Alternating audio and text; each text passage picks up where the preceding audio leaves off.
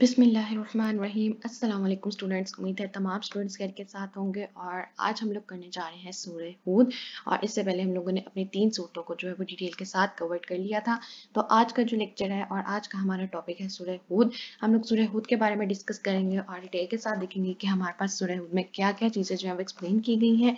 Last में हम लोग एक्सरसाइज को सॉल्व करेंगे और फिर हम लोग हेडिंग के साथ जो है वो डिस्कस करेंगे अपने लॉन्ग क्वेश्चन को। तो चलिए स्टार्ट करते हैं अपने सूरह हूद को। सबसे पहले रीड आउट करते हैं और इन टेक्स्ट एमसीक्यूज और इन टेक्स्ट शॉर्ट क्वेश्चंस को मार्क करते हैं ताकि हमारे पास एग्जाम्स के लिए इन टेक्स्ट एमसीक्यूज और इन टेक्स्ट शॉर्ट क्वेश्चन है वो साथ साथ मार्क होते जाए। उसके बाद हम लोग एमसीक्यूज जो हमारे पास एक्सरसाइज में है और शॉर्ट क्वेश्चन उनको सॉल्व करेंगे।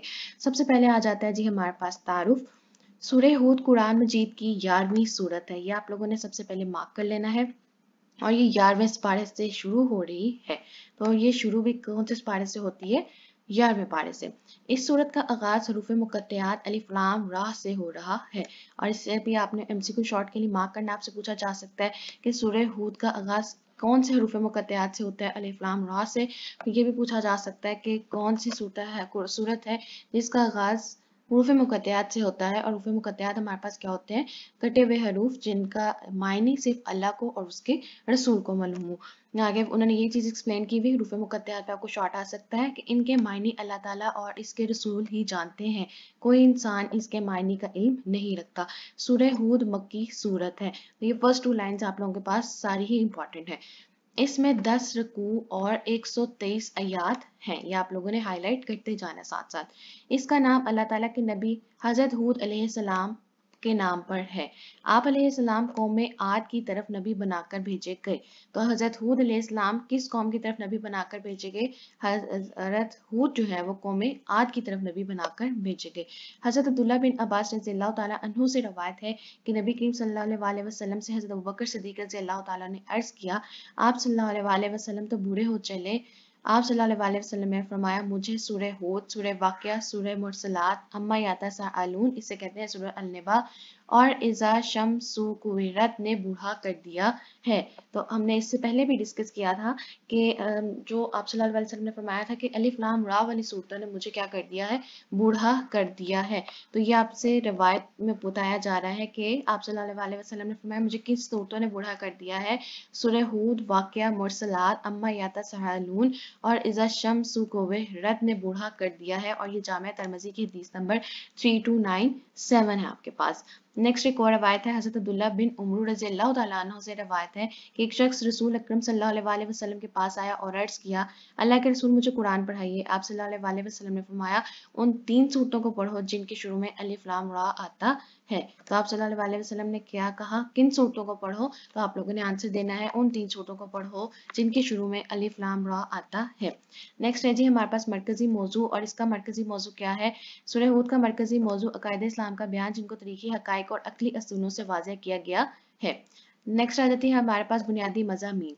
सूरह हूद की इब्तिदा में कुरान मजीद की अजमत और फजीलत का जिक्र है और नबी करीम सल्लल्लाहु अलैहि वसल्लम की 2 सफ़ात बशीर और नज़ीर बयान हुई है। सबसे पहले इब्तिदा में एक चीज़ है कुरान मजीद की अजमत और फजीलत का जिक्र, और उसी के साथ आप सल्लल्लाहु अलैहि वसल्लम की कितनी सफ़ात बयान हुई है? 2 सफ़ात। और उन 2 सफ़ात का नाम क्या है? बशीर और नज़ीर। शॉर्ट और एमसीक्यू दोनों के लिए इंपॉर्टेंट है। साबका अंबिया कराम अलैहिस्सलाम में से हज़रत नूह, हज़रत हूद, हज़रत सालेह, हज़रत इब्राहीम, हज़रत इसहाक, हज़रत यकूब, हज़रत लोत, हज़रत शुएब और हज़रत मूसा अलैहिस्सलाम का तज़किरा करके अहले मक्का को साबका इताअत गुज़ार उम्मतों के अच्छे इंजाम की तरफ मतवज्जा करके उनकी पैरवी करने की तरगीब दी गई है। इताअत गुज़ार बनने के लिए ईमान लाना और नेक अमाल करने को मियार करार दिया गया है। तो ये आपसे पूछा जा सकता है कि इताअत गुज़ार बनने का मियार क्या करार दिया गया? तो आपका आंसर आएगा कि इताअत गुज़ार बनने के लिए ईमान लाने और नेक अमाल करने को मियार करार दिया गया है। अंबिया कराम अलैहिस्सलाम के तज़किरे के ज़मन में दावत अंबिया कराम के मुश्तरका नुकात यानी तौहीद और रिसालत और आखिरत पर ईमान की बार बार तलकीन की गई है। तो किन किन चीज़ों पर बार बार तलकीन की गई? तौहीद और रिसालत और आखिरत पर ईमान। आप सल्लल्लाहु अलैहि वसल्लम के सामने उन अंबिया कराम अलैहिस्सलाम के जिक्र की वजह से आप सल्लल्लाहु अलैहि वसल्लम को तसल्ली देना है कि जिस तरह उनके रास्ते में रुकावटें खड़ी की गई, बिल्कुल इसी तरह मुनकिरीन हक आपके साथ भी कर रहे हैं। लिहाजा आप सल्लल्लाहु अलैहि वसल्लम अपनी दावत से वाबस्ता रहे। तो जिस तरह पहले अंबिया कराम को लोगों ने तंग किया था, मुनकरीन हक थे जो, उन्होंने तंग किया था, उसी तरह रुकावटें खड़ी की थी, और उसी तरह सेम वही हरकतें और सेम वही काम वो क्या कर रहे हैं, आप सल्लल्लाहु अलैहि वसल्लम जब दीन की तबलीग कर रहे हैं उनमें भी वही काम सर अंजाम दे रहे हैं। इस सूरत में हज़रत नूह अलैहिस्सलाम की कश्ती का तज़किरा है। आपसे पूछा जा सकता है किस सूरत में हज़रत नूह अलैहिस्सलाम की कश्ती का तज़किरा है, तो आपका आंसर आएगा सूरह हूद में, जिसको देखकर आपकी कौम ने मजाक उड़ाया, लेकिन जब तूफान आ गया तो तनव्वुर भी उबल पड़े। हज़रत नूह अलैहिस्सलाम ने अहले ईमान और हर किस्म के जानवर का जोड़ा कश्ती में सवार कर लिया। कश्ती में सवार होते हुए आप अलैहिस्सलाम को ये दुआ सिखाई गई। सूरह हूद की आयत नंबर 41, बिस्मिल्लाहि मजरिहा व मुरसाहा इन्ना रब्बी लगफूरुर रहीम। तो जब हज़रत नूह ने कश्ती बनाई थी तो उन्होंने कहा था कि जो इस कश्ती में सवार हो जाएगा वो अपने ईमान को यानी समेट लेगा, ईमान को बचा के निकल जाएगा, और जो इसमें नहीं होगा तो वो उसी जो अल्लाह का अजाब आएगा उसमें तबाह और बर्बाद हो जाएगा। इस सूरत में हक को ना मानने वालों की मिसाल इस तरह बयान की गई है जैसा अंधा और बहरा हक को कबूल करने वालों की मिसाल इस तरह है जैसे देखने और सुनने वाला। तो इसमें किस तरह से मिसाल बयान की गई है, अंधा और बहरा कह के उन्होंने कहा है कि मिसाल बयान की गई है, हक को कबूल करने वालों की मिसाल उसी तरह है जैसे देखने और सुनने वाला, सिर्फ देखना और सुनना, अमल ना करना। जिस तरह अंधा बहरा और देखने सुनने वाला आपस में बराबर नहीं हो सकते, उस तरह मोमिन और काफिर इस दुनिया में आखिरत में बराबर नहीं हो सकते। मोमिन का ठिकाना जन्नत और काफिर का ठिकाना दोज़ख है, ये आपने मार्क कर लेना है। इस सूरत में हज़रत हूद अलैहिस्सलाम और आपकी कौम का तज़किरा है। हज़रत हूद अलैहिस्सलाम ने कौम आद को तौहीद की दावत दी, कौम को इस्तग़फ़ार करने और तौबा करने का हुक्म दिया, जिसके बदले नेमतों के नज़ूल और इसमें इजाफे की खुशखबरी सुनाई और अल्लाह ताला की ज़ात पर भरोसा रखने की तालीम दी। तो आपसे यहाँ पूछा जा सकता है कि हज़रत हूद अलैहिस्सलाम ने अपनी कौम को किस चीज़ की दावत दी थी? कौम को इस्तग़फ़ार करने और तौबा करने का हुक्म दिया, और जब इस्तग़फ़ार करते हैं और तौबा करते हैं तो अल्लाह ताला रिज़्क़ में इजाफा फरमाते हैं और अल्लाह ताला इंसान को ज़्यादा नेमतों का नज़ूल देते हैं, उस पर ज़्यादा से ज़्यादा नेमतें नाज़िल होती हैं। हज़रत सालेह अलैहिस्सलाम ने कौम समूद को तौहीद, तौबा, इस्तग़फ़ार और ईमान और यकीन की दावत दी। अब हज़रत सालेह की कौम कौन सी थी? कौम समूद। उन्होंने भी किस चीज़ की दावत दी? तौहीद, तौबा, इस्तग़फ़ार और ईमान और यकीन की। हज़रत सालेह अलैहिस्सलाम ने कौम ने पहाड़ से ऊँटनी बरामद होने का मुतालबा किया, लेकिन ये कौम मुतालबा पूरे करने होने के बावजूद ईमान न लाई, बिलाखिर एक सख्त चिंगार से हिलाक हो गई। चिंगार कहते हैं चीख से। तो हज़रत सालेह की कौम ने किस चीज़ का दावा किया था? एक पहाड़ से ऊँटनी बरामद होने का मुतालबा किया, लेकिन वो इस तरह के मुनकिर थे कि उन्होंने फिर भी जो है वो इस्लाम को कबूल ना किया, और ये लोग किस तरह तबाह हुए थे? एक सख्त चिंगार से हलाक हो गए थे। कौम समूद के बाद हज़रत इब्राहीम अलैहिस्सलाम और हज़रत लूत अलैहिस्सलाम का तज़किरा है। हज़रत इब्राहीम अलैहिस्सलाम को हज़रत इसहाक अलैहिस्सलाम और हज़रत यकूब अलैहिस्सलाम अता किए जाने की बशारत दी गई। हज़रत लूत अलैहिस्सलाम की कौम की निहायत कभी हरकत की मजम्मत की गई। कौम लूत की सरकशी पर पूरी बस्ती को उलट दिया गया और पत्थरों की बारिश बरसाई गई, जिससे कौम तबाह बर्बाद हो गई। आपसे क्वेश्चन पूछा जा सकता है कि कौम लूत किस तरह तबाह बर्बाद हुई, तो आप मार्क करेंगे कि कौम लूत की सरकशी पर पूरी बस्ती को उल्टा दिया गया, उन पर पत्थरों की बारिश बरसाई गई, जिससे पूरी कौम जो है वो तबाह और बर्बाद हो गई। सूरह हूद में हज़रत शुएब अलैहिस्सलाम और आपकी कौम का तज़किरा फरमाते हुए जिक्र किया गया है कि हज़रत शुएब अलैहिस्सलाम की कौम नाप तोल में कमी करती थी। तो ये आपके पास एक और एमसीक्यू आ गया, हज़रत शुएब अलैहिस्सलाम की कौम क्या करती थी? नाप तोल में कमी करती थी। तो आप देख सकते हो कि ये वाला जो आपके पास चैप्टर है इसमें बहुत ज़्यादा एमसीक्यू, बहुत ज़्यादा शॉर्ट क्वेश्चंस आपके पास निकलते हैं। आप अलैहिस्सलाम ने इन्हें अल्लाह ताला पर ईमान लाने, नाप तोल पूरा करने, इंसाफ करने, फितना फसाद से बचने रहने की तलकीन फरमाई, अल्लाह ताला की तरफ से आने वाले अजाब से डराया, और तौबा इस्तग़फ़ार की दावत के जवाब में कौम ने आपको रवजम यानी कि पत्थर मारकर शहीद करने की धमकी दी। आपसे पूछा जा सकता है कि हज़रत शुएब को किस चीज की जो है वो धमकी दी गई? रजम यानी कि पत्थर मारकर शहीद कर देने की, रजम को संसार कर देना भी कहते हैं। इसके बावजूद आप अपना फरीजा अंजाम देते रहे, आखिरकार सरकशी की वजह से आपकी कौम तबाह बर्बाद कर दिया गया। सूरह हूद में हज़रत मूसा अलैहिस्सलाम और फिरौन का तज़किरा करते हुए बयान किया गया कि हज़रत मूसा अलैहिस्सलाम को फिरौन की तरफ भेजा गया। इसको भी मार्क कर लीजिए कि हज़रत मूसा अलैहिस्सलाम को किसकी तरफ भेजा गया? फिरौन की तरफ। लेकिन वह आप अलैहिस्सलाम की दावत पर ईमान न लाया और बिला आखिर अपने लश्कर समेत समुद्र में डूबकर हिलाक हो गया। तो फिरौन कैसे तबाह हुआ? समुद्र में डूबकर हलाक हो गया। इस सूरत में अहले मक्का को मज़कूरा तमाम अक़वाम की तबाही के आसार और वाक़यात पर गौर करने और इनसे इबरत हासिल करने की दावत दी गई है। सूरह हूद के इख्तिताम पर नबी करीम सल्लल्लाहु अलैहि वसल्लम को मुश्किलात पर सब्र करने की तलकीन के साथ साथ ये हुक्म दिया गया है कि आप सल्लल्लाहु अलैहि वसल्लम इस्तकामत से तबलीग दीन का फरीज़ा अंजाम देते रहे, ज़ालिमों से एराज़ बरतें, नमाज कायम करते रहे, सब्र का दामन हाथ से ना छोड़ें, अल्लाह की इबादत करें और उसी पर भरोसा करें। तो ये हो गया जी आप लोगों के पास आज रीडिंग का काम, और रीडिंग भी हो गई और इसके हम लोगों ने इन-टेक्स्ट एमसीक्यूज और इन-टेक्स्ट शॉर्ट क्वेश्चंस को भी मार्क कर लिया। आगे चले जाते हैं जी अपनी एक्सरसाइज की तरफ और देखते हैं कि उसमें हम लोगों ने क्या-क्या करना, और इसमें से आप लोगों ने किसी भी आयत का तर्जुमा तैयार नहीं करना। आपने सिर्फ शॉर्ट क्वेश्चन, एमसीक्यूज और लॉन्ग क्वेश्चन तैयार करने हैं। सिर्फ जो है आपके पास पेज नंबर 80 पे है, उसमें से आप देखेंगे कि आपके पास आयत कितनी है, 123। सूरह हूद आपके पास क्या है जी, मक्की सूरत है, 11वें पारे में है, और उसके रुकू कितने हैं, 10 रुकू। सिर्फ आपने ये तैयार करना है, कोई आयत का तर्जुमा आप तैयार नहीं करेंगे। इस सूरह हूद में से आपके पास कोई भी आयत का तर्जुमा तैयार नहीं होगा। आगे आ जाते हैं जी अपनी एक्सरसाइज की तरफ। ये है जी हमारे पास एक्सरसाइज, और ये है आपका पेज नंबर 95। सबसे पहले है जी हमारे पास दुरुस्त जवाब का इंतखाब करें। सूरह हूद के आगाज में नबी करीम सल्लल्लाहु अलैहि वसल्लम की बयान करदा सफ़ात हैं, बशीरो नज़ीर। नंबर 2, कौम समूद पर नाजिल होने वाला अजाब था चीख, जिसे हमने अभी पढ़ा कि चिंगार से हिलाक हो गए, चिंगार कहते हैं चीख को। हज़रत सालेह अलैहिस्सलाम की कौम का नाम था कौम समूद। नंबर 4, हज़रत नूह अलैहिस्सलाम ने अहले ईमान को अज़ाब इलाही से बचाने के लिए तदबीर अख्तियार की, कश्ती बनाई। दो बेटों की खुशखबरी दी गई हज़रत इब्राहीम अलैहिस्सलाम को। आगे आ जाते हैं जी हमारे पास मुख्तसर जवाबात। एक दफ़ा क्वेश्चंस को रीड आउट कर लेते हैं और फिर ऊपर जाके हम लोग मार्क कर लेते हैं। सबसे पहला क्वेश्चन है हमारे पास, सूरह हूद की फजीलत में एक हदीस मुबारका का तर्जुमा लिखें। नंबर 2, सूरह हूद कितने रुकू और आयात पर मुश्तमिल है। नंबर 3, सूरह हूद में बयान किए गए दो अहकाम लिखें। सूरह हूद का मरकजी मौजू लिखें। नंबर 5, सूरह हूद की आयत नंबर 24 में मोमिन और काफिर को किस मिसाल से वाज़िया किया गया है। तो ये है जी आपके पास 5 शॉर्ट क्वेश्चंस, और अब इनके क्वेश्चंस को मार्क कर लेते हैं और साथ ही हम लोग फिर डिस्कस कर लेंगे अपना लॉन्ग क्वेश्चन। आप आ जाइए अपने तारुफ वाले पेज के ऊपर वापस, और सबसे पहला शॉर्ट क्वेश्चन जो हम लोगों ने देखा था वो ये था कि सूरह हूद की फजीलत में एक हदीस मुबारका का तर्जुमा लिखें। आप लोगों ने एक हदीस मुबारका का तर्जुमा लिखना है, और वो है दो हदीसें लिखी हुई है, आप लोगों ने कोई एक लिखनी है। मैंने जामिया तिरमिज़ी की हदीस number 3297 as an answer mark की हुई है। अगर आप लोग इससे नीचे वाली सनन नबी दाऊद की 1399 लिखना चाह रहे हैं, आपको वो ज्यादा आसान लग रही है, तो आप लोग वो भी लिख सकते हो, वो भी इसका आंसर बिल्कुल ठीक है। मैंने मार्क किया जी फर्स्ट यहाँ से हजरत अब्दुल्ला बिन अब्बास रज़ियल्लाहु अन्हु से रवायत है कि नबी करीम सल्लल्लाहु अलैहि वसल्लम से हजरत अबू बकर सिद्दीक ने अर्ज किया, आप तो बूढ़े हो चले हैं, यहाँ से लेके एंड आपके पास इज़ा शम्सु को विरत ने बूढ़ा कर दिया है। तो यहाँ तक हमारे पास आ जाएगा first short question. Second short question हमने देखा था सूरह हूद कितने रुकू और कितनी आयत पर मुश्तमिल है। इसका आंसर आप लोगों के पास है जी सेकंड लाइन में आपको शो हो रहा है, इसमें 10 रुकू और 123 आयत हैं।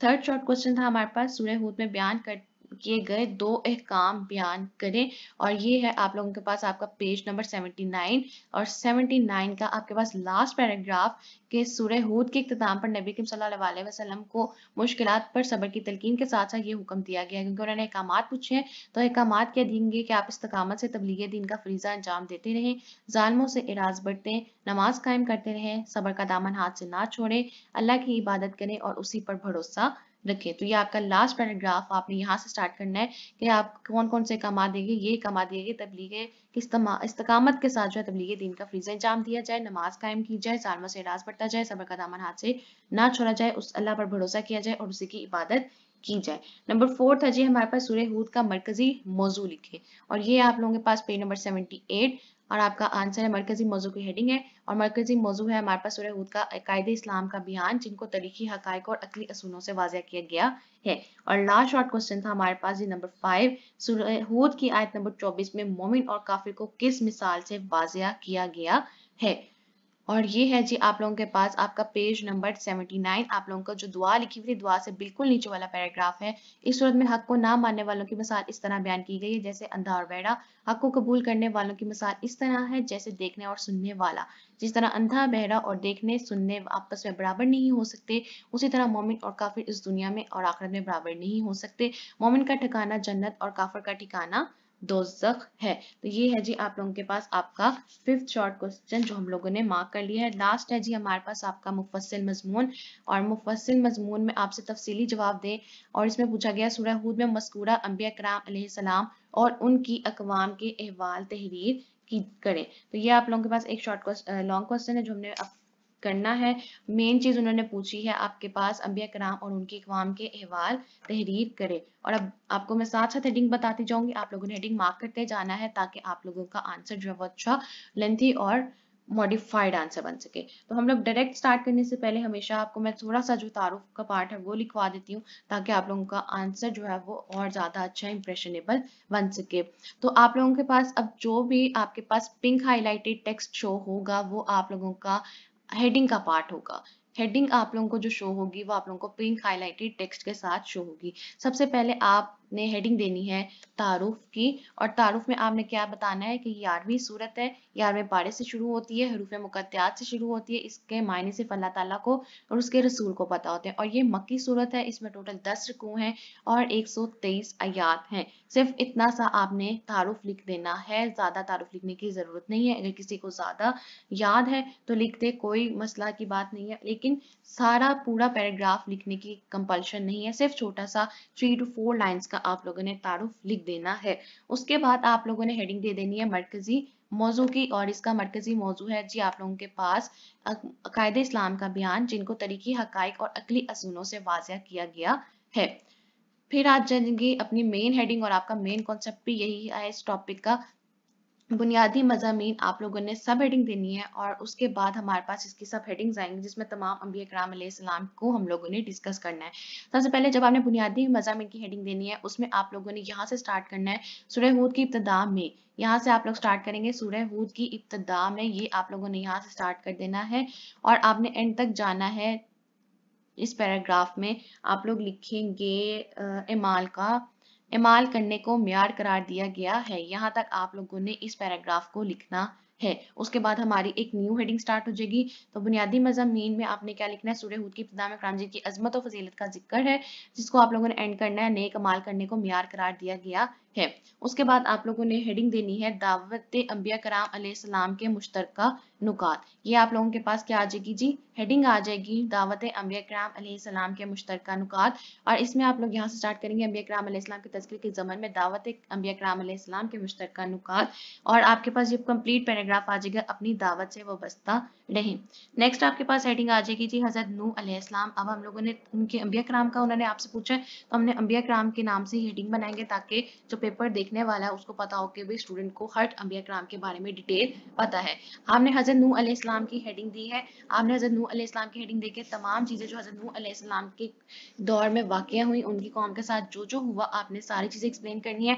जिसमें यहाँ से आप स्टार्ट करेंगे सूरत में हज़रत नूह अलैहिस्सलाम की कश्ती का तज़किरा है, उसके बाद ये दुआ आ जाएगी, दुआ करने के बाद आपके पास यहाँ तक जो है मोमिन का ठिकाना जन्नत और काफिर का ठिकाना दोज़ख है, यहाँ तक आपके पास हज़रत नूह अलैहिस्सलाम का जो टॉपिक है वो कंप्लीट हो जाएगा। नेक्स्ट आपके पास हेडिंग आएगी हज़रत हूद अलैहिस्सलाम। हज़रत हूद अलैहिस्सलाम और इनका आपके पास सिर्फ ये एक पैराग्राफ है छोटा सा, जो आप लोगों ने यहाँ से लेके यहाँ तक आप लोगों ने करना है। नेक्स्ट आपके पास हेडिंग आ जाएगी जी हज़रत सालेह अलैहिस्सलाम। हज़रत सालेह अलैहिस्सलाम, और इसमें भी आप लोगों ने यहाँ तक लिखना है, एक सख्त चिंगार से हलाक कर दी गई। नेक्स्ट आपके पास हेडिंग आएगी हज़रत इब्राहीम और हज़रत लूत अलैहिस्सलाम, और इसमें आप लोगों ने इन दोनों का कंबाइन लिखा हुआ है, तो आप लोग भी कंबाइन ही लिखोगे, और ये कंप्लीट पैराग्राफ जो है यहाँ तक कौम तबाह बर्बाद होगी, यहाँ तक आप लोगों के पास हज़रत इब्राहीम और हज़रत लूत अलैहिस्सलाम की कौम के बारे में यहाँ तक आ जाएगा। उसके बाद आप हेडिंग देंगे हज़रत शुएब अलैहिस्सलाम। हज़रत शुएब अलैहिस्सलाम के ऊपर भी ये कंप्लीट पैराग्राफ आप लोगों ने सूरह हूद में हज़रत शुएब अलैहिस्सलाम और आपकी कौम का तज़किरा है, यहाँ से स्टार्ट करेंगे और अपना फरीज़ा अंजाम देते रहे, आखिरकार सरकशी की वजह से अपनी कौम आपकी कौम जो है वो तबाह बर्बाद कर दिया गया। इसके बाद नेक्स्ट हेडिंग आएगी आप लोगों के पास हज़रत मूसा अलैहिस्सलाम। इसमें भी आपने कंप्लीट पैराग्राफ लिखना है, जहाँ पे एंड होगा हमारे पास समुद्र में डूबकर हिलाक हो गए। अब यहाँ पे आपने हेडिंग देनी है एक का मात की, क्योंकि यहाँ पे हुक्म दिया गया है, तो ये आप हेडिंग अपने कॉपी में लिख लेंगे खुद कि यहाँ पे क्या हेडिंग आएगी, एक का मात। लास्ट पे आप लोग हेडिंग दोगे एक का मात की, आप लोगों ने हेडिंग देनी है, तो आप लोगों का जो लॉन्ग क्वेश्चन है वो कंप्लीट हो जाएगा। तो स्टूडेंट्स ये है हमारे पास लॉन्ग क्वेश्चन, और लॉन्ग क्वेश्चन को हेडिंग के साथ हम लोगों ने करना है ताकि हमारा क्वेश्चन अच्छा जो है मॉडिफाइड वे में बन सके। लास्ट पे एक दफा फिर से रिपीट कर लेते हैं हेडिंग्स को। सबसे पहले हेडिंग आएगी जी आपके पास तारुफ की, तारुफ के बाद आपके पास हेडिंग आएगी मरकजी मौजू, मरकजी मौजू के बाद आपके पास हेडिंग आएगी बुनियादी मज़ामीन, जिसमें आप लोगों ने यहाँ से लेकर यहाँ तक आप लोगों ने लिख देना है। उसके बाद नेक्स्ट हेडिंग आएगी आप लोगों के पास दावत अंबिया कराम अलैहिस्सलाम के मुश्तरका नुकात, ये हेडिंग आ जाएगी। बचेगी। नेक्स्ट आपके पास आएगी हज़रत नूह अलैहिस्सलाम। उसके बाद जो आपके पास अंबिया किराम का जिक्र है वो है जी हज़रत हूद अलैहिस्सलाम। नेक्स्ट हेडिंग है आपके पास हज़रत सालेह अलैहिस्सलाम। उसके बाद हज़रत लूत और हज़रत इब्राहीम अलैहिस्सलाम का जिक्र आएगा। उसके बाद आप बताएंगे हज़रत शुएब अलैहिस्सलाम, हज़रत मूसा अलैहिस्सलाम, और यहाँ पे आपके पास हेडिंग आएगी एक का मात की, जो कि आप लोगों ने अपनी नोटबुक्स में लिख लेनी है। तो स्टूडेंट्स ये थे जी हमारे पास आज का लेक्चर, जिसमें हम लोगों ने डिस्कस किया अपने शॉर्ट क्वेश्चंस, अपने लॉन्ग क्वेश्चंस, और आप लोगों को हेडिंग्स भी बता दी। लास्ट में हमारे पास सिर्फ एक चीज जो है वो रह जाती है, वो है हदीस नबी सल्लल्लाहु अलैहि वसल्लम, जो कि बिल्कुल एंड पे आप लोगों के पास लिखी हुई है, और वो है जी आपके पास जामिया तिर्मिज़ी की हदीस नंबर 3381।